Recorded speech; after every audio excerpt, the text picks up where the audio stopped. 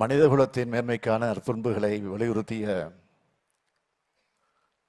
நபிகள் நாயகத்தின் 1500வது பிறந்த நாள் விழாவில் பங்கெடுத்து உங்க எல்லோரையும் சந்திப்பதில் மிகுந்த மகிழ்ச்சி அடைகிறேன், பெருமைப்படுகிறேன். மதம் என்பதை நிறுவனமாக பார்க்காம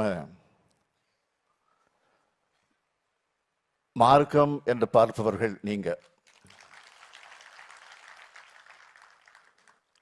அந்த மார்க்கம் அன்பு மார்க்கமாக இருக்கணும் என்பதைத்தான் நபிகளார் போதித்தார், வலியுறுத்தினார்.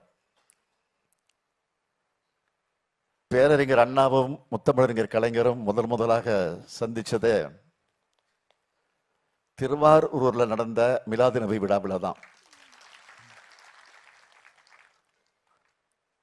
அதன் பிறகு அவங்களுக்கு இடையிலே உருவான அன்புதான் இன்றைய தமிழ்நாட்டின் வளர்ச்சிக்கான அடித்தளம். இன்னைக்கு இந்த மேடையில் தகைசால் தமிழர் பேராசிரியர் ஐயா காதர் மைதீன் அவர்கள் அமர்ந்திருக்கிறார். இதே மேடையிலே பேராசிரியர் ஜவஹர்லா அமர்ந்திருக்கிறார். தமிழ்முன் அன்சாரியும் அமர்ந்திருக்கிறார். நெல்லை முபாரக் அவர்களும், இப்படி பலரும் ஒன்று கூடியிருக்கீங்க. இந்த ஒற்றுமை என்னாலும் நீடிக்கணும்னு நான் விரும்புகிறேன்.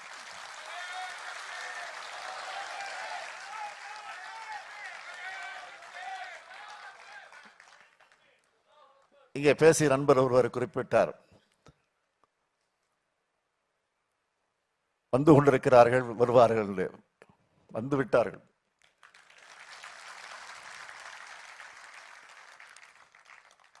ஒற்றுமைதான் கொள்கைகளில் வெற்றி பெறுவதற்கான முதல் படி. பழமைவாத அடக்குமுறைகளை எதிர்த்து ஏழைகள் மீது கருணை பொழிந்து பணக்காரர்களும் இருக்கும் பணம் மற்றவர்களுக்கும் தர வேண்டியது, உனது நடத்தை மற்றவர்களுக்கு முன்னுதாரணமாக இருக்கணும்னு வலியுறுத்தியவர் நம்முடைய நபிகளார் அவர்கள். சமத்துவத்தை வலியுறுத்திய சிந்தனையாளர் அவர். வரலாற்றில் சிலர்தான் ஒட்டுமொத்த மனித சமுதாயத்துக்கு மேலையும் தாக்கத்தை ஏற்படுத்தக்கூடிய ஆற்றலை, அந்த வாய்ப்பை பெற்றவர்கள். அப்படிப்பட்டவர்தான் நபிகள் பெருமானவர்கள். அதனால்தான் தந்தை பெரியார், பேரறிஞர் அண்ணா, முத்தமிழறிஞர் கலைஞர் ஆகியோர் நபிகள் சொன்ன சமத்துவத்தை, அன்பை புகழ்ந்தாங்க. முத்தமிழறிஞர் கலைஞர் அவர்கள் நபிகள் பெருமானாரின் வாழ்வை 3 வரிகளில் எப்படி எடுத்துச் சொன்னார் என்றால், நபிகள் நாயகம் அவர்கள் அன்பை, அமைதியை போதித்தார், அறத்தை வலியுறுத்தினார், அடுத்தவர்க்கு உதவிகள் புரிவதை உயர்ந்த பண்பாக கருதினார்,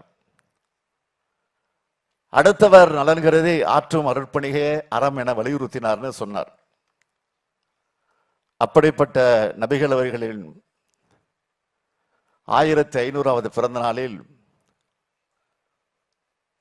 காசாலா நடத்தப்பட்டு வர துயரத்தை பார்த்து மனசாட்சி உள்ள யாரும் கவலைப்படாமல் இருக்க முடியாது. இதுக்கு விரைவில் ஒரு நல்ல தீர்வு ஏற்படணும். உடனடியாக பாலஸ்தீன மக்கள் அனுபவிச்சு வரக்கூடிய கொடுமைகளை முடிவுக்கு வரணும். அதுக்கு இந்திய அரசு உறுதியான நடவடிக்கைகளை மேற்கொள்ளணும்னு நான் ஏற்கனவே பதிவு செஞ்சிருக்கிறேன். மீண்டும் ஒரு முறை இந்த நிகழ்ச்சியின் மூலமாக நான் வலியுறுத்துகிறேன்.